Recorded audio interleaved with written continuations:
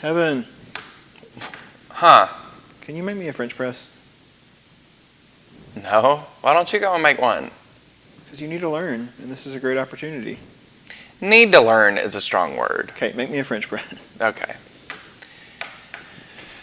Well, I don't know the first thing that I need besides the actual French press. Well, I'll bring you everything you need. Fine.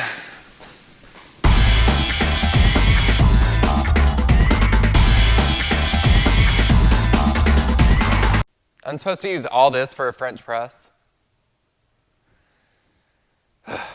Okay. What the hell is this?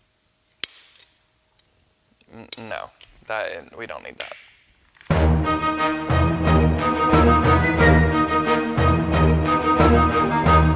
Wow. Okay. How much does it take? 5 ounces? Okay. Thanks for answering.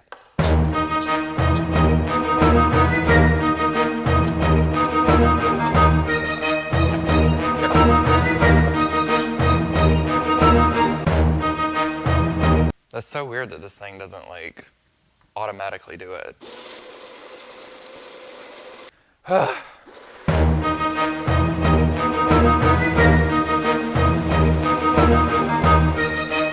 Takes so long.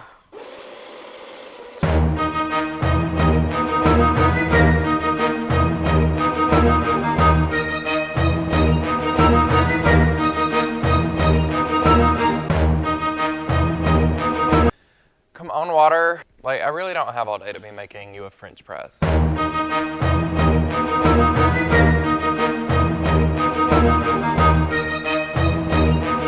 It was like foamy. And it's boiling. Okay. That hurt. So I think it just needs like a minute to process, and then it looks like a brownie on top. And once it looks like that, you know it's ready. So we'll just take this thing and kind of put it on top. Uh-oh.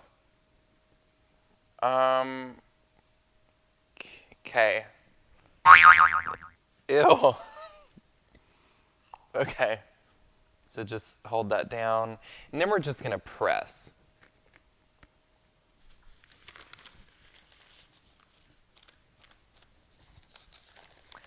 Gonna have grounds in my coffee. That was a lot for 1 cup of coffee. I mean, I would never do this first thing in the morning. I would throw each and every single one of these things at the wall and then just go to a drive-thru. Because, like, I ain't got time for this. All right, Chad. Time for your French press. Cheers. Enjoy. I don't want to.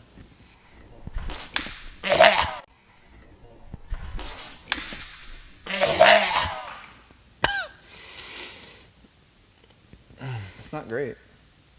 What's wrong with it? There is a lot of coffee in that coffee, which sounds dumb.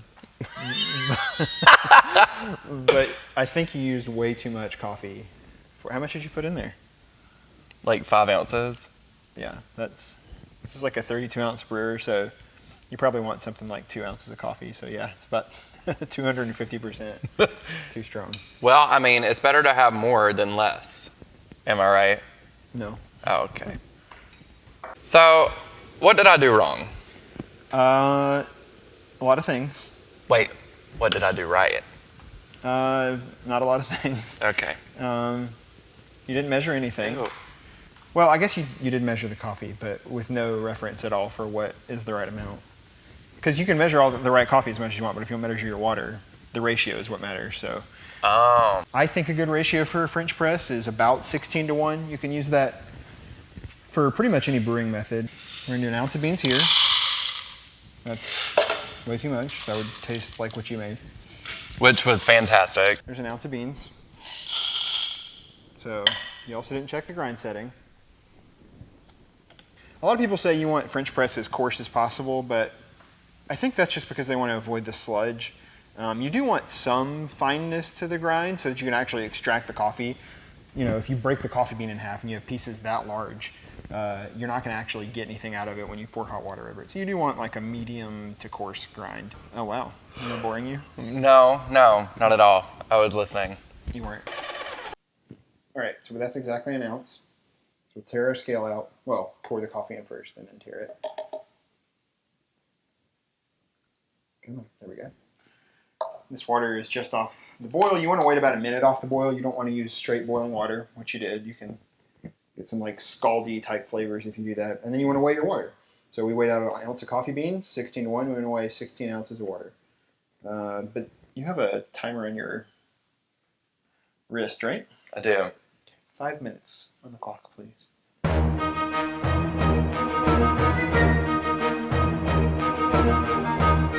Cool. That's really fascinating. Is it? No. Like I said, we're letting this sit for 5 minutes. At the end of that, we're going to break the crust. So you see how you can look and see that all the grounds are floating on the top? Oh, yeah. So Mine did that. it did. Dark roasts tend to do that more so, but at the beginning, dark and light roasts will do that because if you look, you can see little tiny air bubbles kind of like holding up all the coffee, and that's the gases coming out of the coffee while they're being brewed. And so it's just kind of literally making it float. It's the coffee grounds are sitting on a bed of air. So at the end of the 5 minutes, we're going to take a spoon, give it a stir, break up all that gas. The gas will come to the top, and the coffee grounds will actually fall to the bottom. And so will the sludge. So after the 5 minutes are up and we break this up, we're actually going to let it sit another 5 minutes. The longer the better, because then that sludge will kind of fall down to the bottom. If you just go ahead and press right at the end of the 5 minutes, these holes on this filter are actually pretty large. That really fine silty stuff will tend to stay in the coffee even as you press through it, and you'll get that like chalky kind of sludgy cup of French press that nobody likes. Where are we at on the time? 3 minutes and 40 seconds. No. Tell me about your feelings. Okay, I'm just gonna... Okay, it's been 5 minutes. Has it? No. Well, don't lie to me. Almost. Well, we have to wait exactly 5 minutes. Timing is important. That's why yours tasted like. Okay. Okay, it's been 5 minutes. Okay, so now we're gonna stir, break the crust.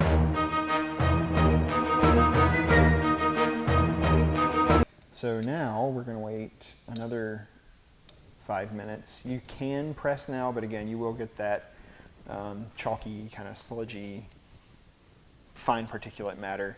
We should have all the silt kind of sunk to the bottom at this point.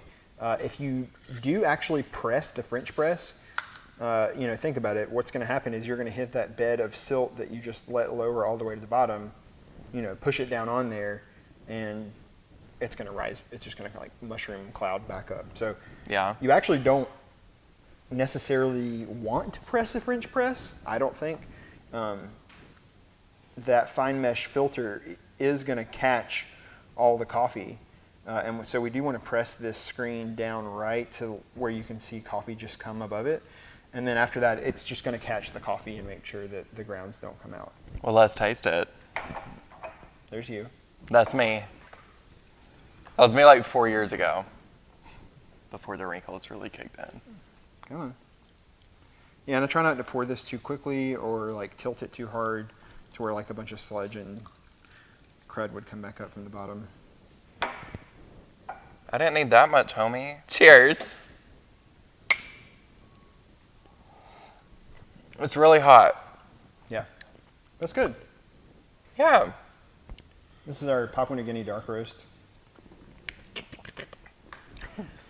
I mean, it's fine, but I mean, it's dark. Wow, it's really hot. Yeah, almost burned off my taste buds.